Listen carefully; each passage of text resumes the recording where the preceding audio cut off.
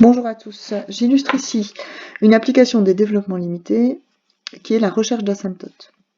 Donc je rappelle ce qu'est une asymptote. Pour illustrer mon propos, vous avez ici un graphe avec une droite, delta, l'équation y égale x plus b, une courbe qui représente une fonction que j'ai appelée f. Dire que la droite delta est asymptote à la courbe en plus l'infini, vous transposerez si vous êtes en moins l'infini, c'est traduit par le fait que la différence entre la quantité f de x et ax plus b va tendre vers 0. Hein. Asymptote, ça signifie que la courbe se rapproche de la droite, hein, donc ici en vert, est pointée. Là, si vous avez une abscisse x, en ordonnée, vous êtes sur du f de x. Si vous êtes sur la courbe, si vous êtes sur la droite, vous êtes en ax plus b. Donc la distance ici en vert représente la quantité, est représentée par la quantité plutôt f de x moins ax plus b. La droite est asymptote à la courbe lorsque sa différence tend vers 0. Nous avons vu en cours ensemble la semaine dernière que tendre vers 0, c'était la même chose qu'être un petit taux de 1. Donc vous avez une asymptote lorsque f de x moins x plus b est un petit taux de 1, que nous allons écrire plutôt f de x est égal à ax plus b plus un petit taux de 1.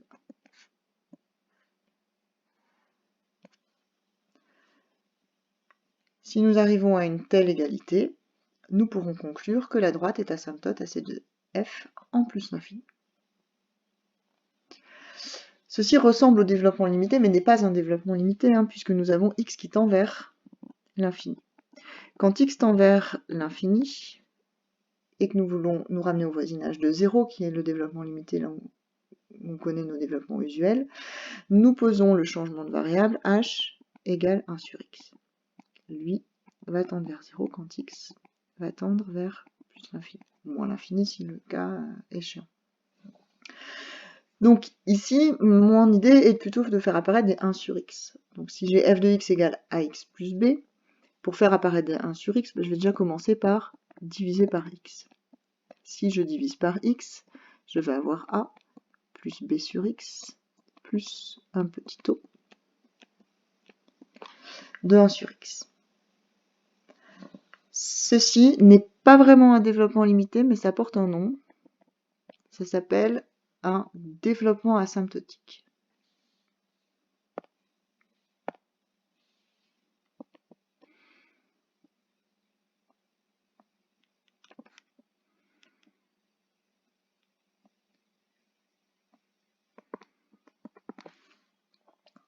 Développement asymptotique de la quantité ici f de x sur x. Si je veux un développement limité, je vais vraiment faire mon changement de variable et je vais du coup écrire f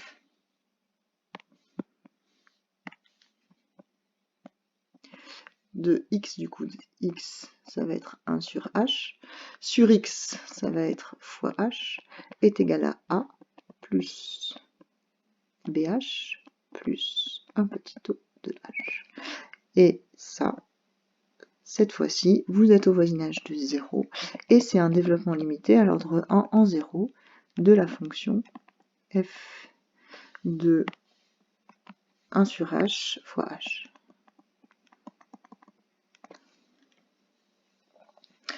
Si vous obtenez un développement limité de f de 1 sur h fois h, en remontant à la variable x, vous allez avoir f de x sur x est égal à a plus b sur x plus etc. Et en remultipliant par x, vous allez retomber sur f de x égale à x plus b plus un petit o de 1 et conclure que votre droite d'équation x plus b est asymptote à la courbe représentative de f en plus l'infini. Mieux, si on veut la position relative,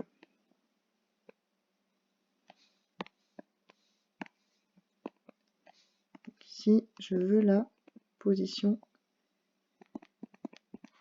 relative, c'est-à-dire je veux savoir si ma courbe est au-dessus ou en dessous de ma droite.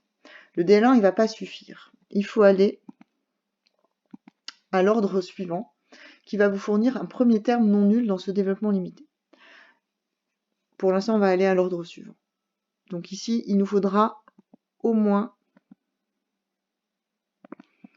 un développement limité à l'ordre 2 de f de 1 sur h fois h. En effet, si vous obtenez un DL2, vous allez vous retrouver dans la situation suivante, f de 1 sur h fois h, qui va être égal à A plus BH, plus CH carré, plus un petit taux de h carré. Si vous avez de la chance, ce terme ici, il ne va pas être nul. Si vous n'avez pas de chance, il est nul, et du coup, bah, il faut aller à l'ordre 3. Puis si le terme à l'ordre 3 est nul, et bah, il faut aller à l'ordre 4, et suivant. L'idée, c'est qu'on va ici jusqu'au premier terme qui va vous donner un coefficient non nul. Donc imaginons ici qu'on soit à l'ordre 2 et que vous ayez un coefficient non nul, vous allez vous retrouver là.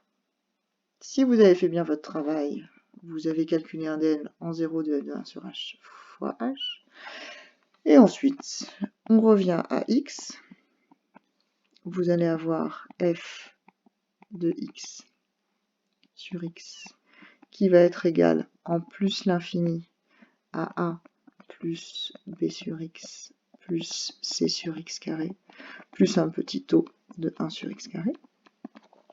Et en remultipliant par x, ici j'ai refait mon champ de variable, c'est égal à 1 sur h. Ici je reviens à x en multipliant par x et je vais avoir f de x égale plus l'infini à ax plus b plus c sur x plus un petit taux de 1 sur x. Et donc, f de x moins ax plus b, qui va être égal à c sur x plus un petit taux de 1 sur x, qui va être équivalent, puisque celui-là est négligeable devant, à c sur x. Et c sur x, ça tend bien vers 0 quand x tend vers plus l'infini.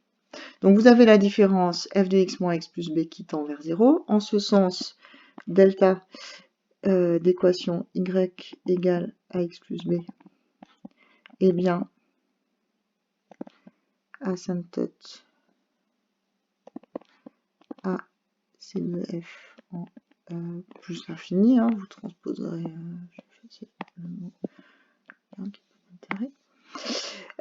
et de plus la différence f de x moins x plus b, elle est du signe de c sur x. Si vous êtes au voisinage de moins plus l'infini, bah, c sur x est lui-même positif du signe de c, pardon. Et donc, vous pourrez déduire si f de x moins x plus b est positif, ou si f de x moins x plus b est négatif.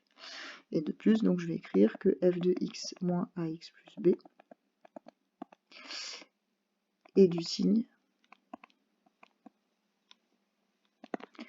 de c sur x. Donc imaginons si par exemple c est positif et que x tend vers plus l'infini, mais dans ce cas-là, vous allez pouvoir dire que f de x moins ax plus b est positif au voisinage de plus l'infini. Et si f de x moins x plus b est positive, vous allez pouvoir en déduire que c de f est au-dessus de delta.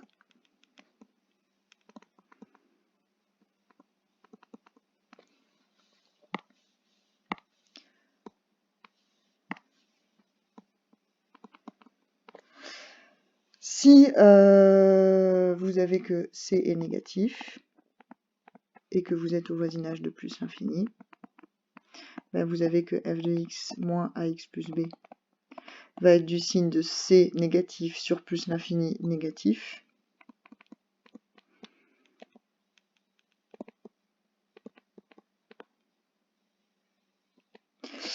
Et donc, c de f est en dessous de delta.